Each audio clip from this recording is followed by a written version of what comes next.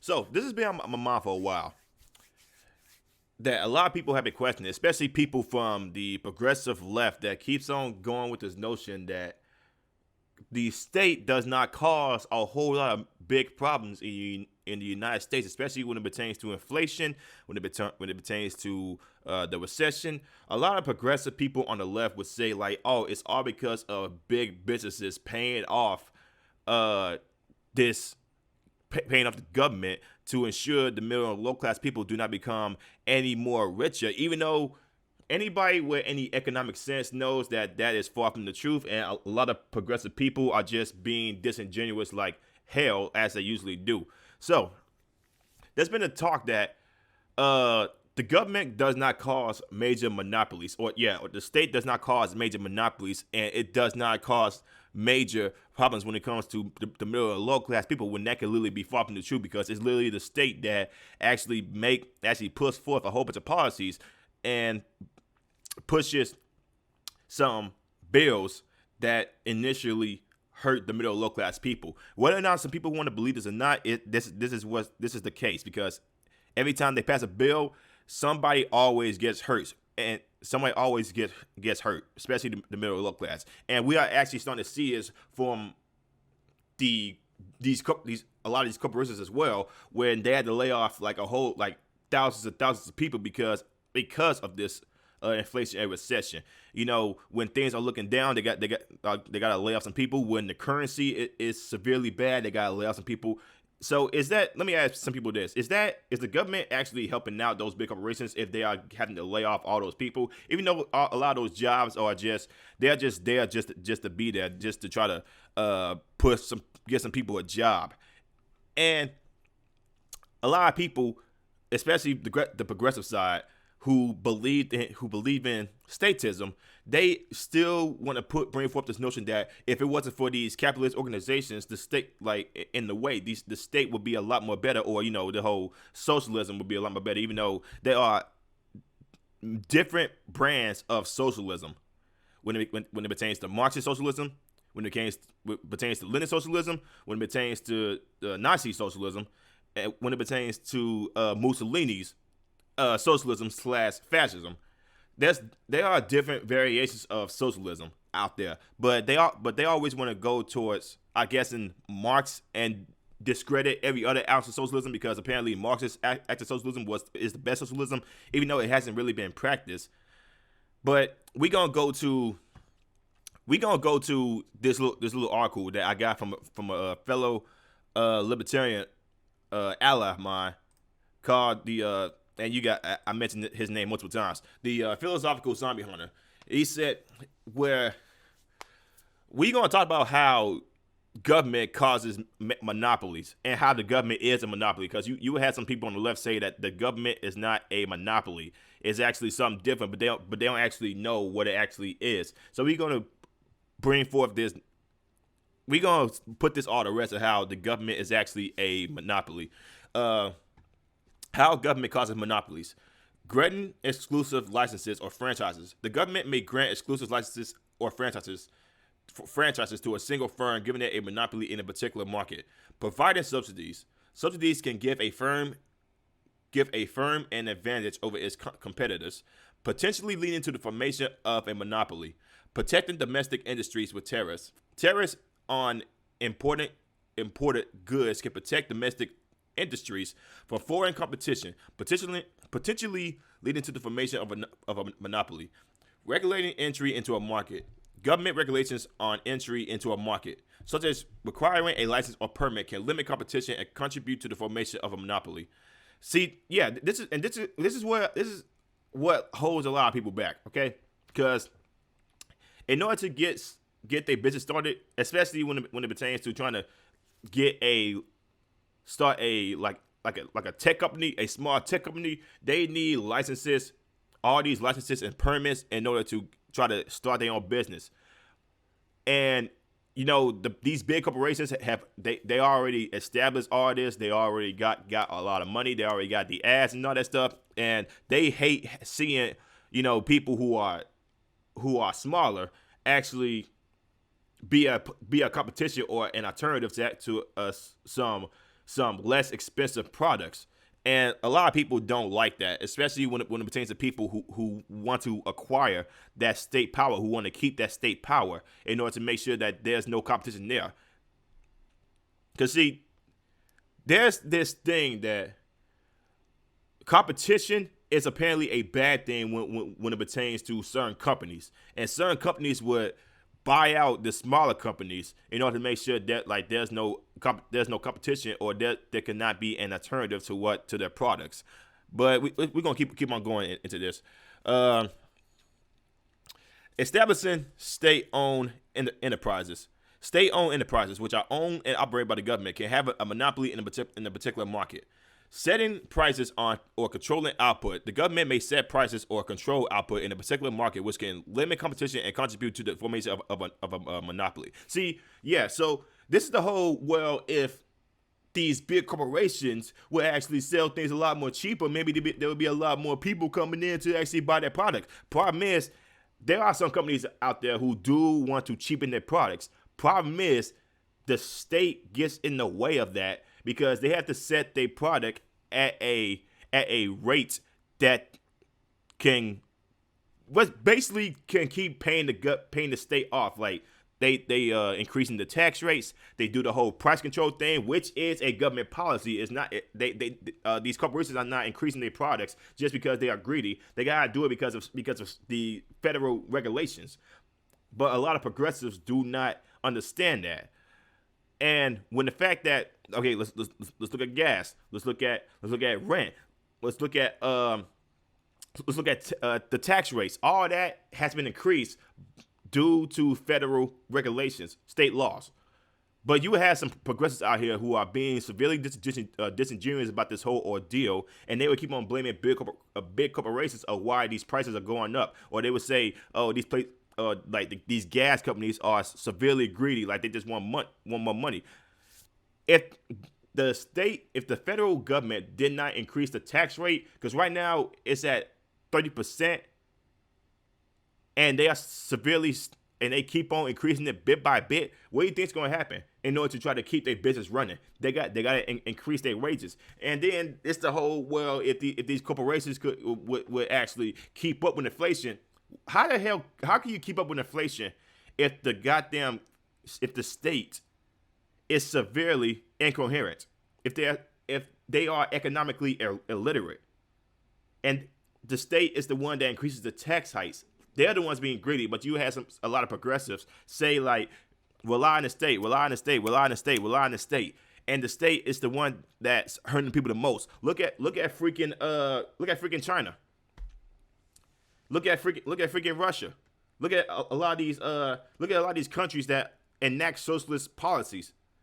They are severely damaged. It's not because of capitalism. It's because of a lot of socialist policies that don't work. But they will always blame capitalism. But let's keep on going with this. What did it say? Okay, I already read number 6. Enforcing minimum efficiency standards. Minimum efficiency standards, which require firms to meet certain efficiency levels in order to operate in the market, can limit competition and contribute to the formation of a monopoly. Providing favorable tax treatment. Favorable tax treatment, such as lower tax rates or tax breaks, can give a firm an advantage over its competitors, potentially leading to the formation of a monopoly. Former reading. Providing subsidies.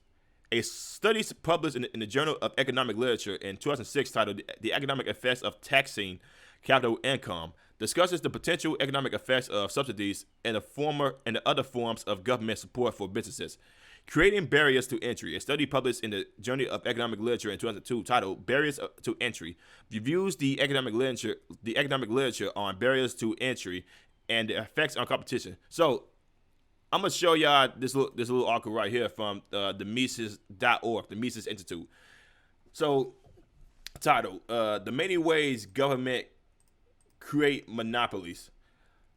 Politicians tend to favor authoritarianism over capitalism and monopoly over competition. They have directly created monopolies and oligopolies, I'm saying that right, in all major industrial sectors by imposing policies favoring preferred corporations and preferred special interests. In 2017, University economics Jan de Locher, hopefully I'm saying that right, and Jan Eckholt, again, hopefully I'm saying that right, found monopolies behind nearly every economic problem. They have slowed economic growth and caused recessions, financial crisis, and depressions. These monopolies restrict the supply of goods and services so they can inflate prices and profits while also reducing quality. And with in addition, monopolies have decreased wages for non-monopolists by decreasing the competition for workers. This has led to wealth disparity, underemployment, unemployment, and poverty. Monopolies have also led to many societal problems. Unlike truly competitive firms, institutions that enjoy monopoly power have more freedom to discriminate against outsiders, especially women and minorities. They block innovation, the key to long-term prosperity. Monopolies have led to imperialism and wars. Today, the eight major industrial sectors control about 92% of the economy, the GDP, are dominated by special interests receiving preferential political policies. These include banking, housing, healthcare, agriculture, energy, transportation, technology, and government, which is government is 13%. Healthcare is 18%, the highest there. Healthcare is monopolized through state legislature laws restricting the supply of doctors and other health professionals, according to Milton Friedman. Certificate of Need laws limiting the supply of hospitals, government encourage corporate biomonopolies, and federal drug patent and other intellectual property laws. Okay, so healthcare is number 18. Housing, number 15, is monopolized through the Fannie Freddie home mortgage duopoly and Federal Housing Administration. Hey, I keep on seeing that word, federal. That is the state right there. Federal laws, federal policies, all acts of the state. And Federal Housing Administration that finance and promote larger homes and urban sprawl, while local politicians favor real estate developer cronies. And here's number 3. That's the most highest. It is the government, 13%. Has created public monopolies through dominant federal, state, and local funding, especially education. Now let's go back to education if it's on here. Actually, no, it's not. But here's the consumer price index for selected items from 1965 to 2017. 1965, it started off. It was the golden age. The 1973 was the Great Inflation, and then after 1980, when the state started getting a lot more bigger, the debt ended up increasing the most, and the one consumer that has been going up the most was education. This was all in 1980 of the education. Education has gone up drastically. Healthcare has gone up drastically. Energy has gone up, and energy has been spiking in and out. But they keep on going with this notion that it's these big corporations or it's these big corporate entities that caused these said policies, even though that could be far from the truth. Is that it's actually the state legislators that actually make up these policies, actually make up these tax hikes that fundamentally hurt the middle low class the most. But you would have a lot of progressives say, we need the state in order to enact freedom, when that could be far from the truth. But let's keep on going with this. What was I at? Meanwhile, public education controls 92% of K-12 and 78% of higher education. Colleges achieve monopoly power through preferential government funding that has covered the majority of revenues. Since 1980, college enrollment rose almost 150%, while the number of four-year colleges rose only about 50%, thus increasing their market power. Market entry has been discouraged by the disadvantages of not receiving past or even present subsidies. Increasing demand and the suppressed supply of competitors has inflated total prices for college. The U.S. healthcare cost crisis started in 1965. The government increased demand with the passage of Medicare and Medicaid while restricting the supply of doctors and hospitals. Does that sound like a corporate thing, or does it sound like a state thing? Because right now it sounds like a state thing. Healthcare prices responded at twice the rise of inflation. These inflated costs have also increased the cost of clinical trials needed by the drug industry. Since 1984, the drug industry has increased their profit margins to among the highest of all industries by successfully lobbying for overly generous intellectual property rights on top of patents. Okay. So once again, guys, it's always somebody else's fault, and it's never the state's fault when it comes to progressives. When it comes to progressives, they always like to blame corporations, or they always love to blame the businesses. They always love to blame capitalism. But when it's a state that makes up all these policies, and I showed that graph right there actually showed it from the consumer price, from the and the GDP. When the state got involved, everything's drastically increased. But you have a lot of progressive socialists out here blame capitalism, and they won't blame the state of the rising of consumer prices. It's never the state's fault. It's always the fault of people who want money in their pocket, who want to become richer. It's always the fault of capitalism. It's never the fault of the state. It's never the fault of the politicians. It's always these crony billionaires paying our politicians to make up policies that would fundamentally hurt the said corporations down along the way. Especially when it comes to taxation. Do people not know how much taxes that the high class pays? They pay the over 80% of the federal income taxes. And they are the ones who are funding the federal government the most, because they are afraid of Uncle Sam coming in and just shutting down their businesses for not paying them. That sounds more like a mob. That sounds more like a mob. That sounds like authoritarian dictatorship, and that sounds like full blown coercion. That's what it sounds like.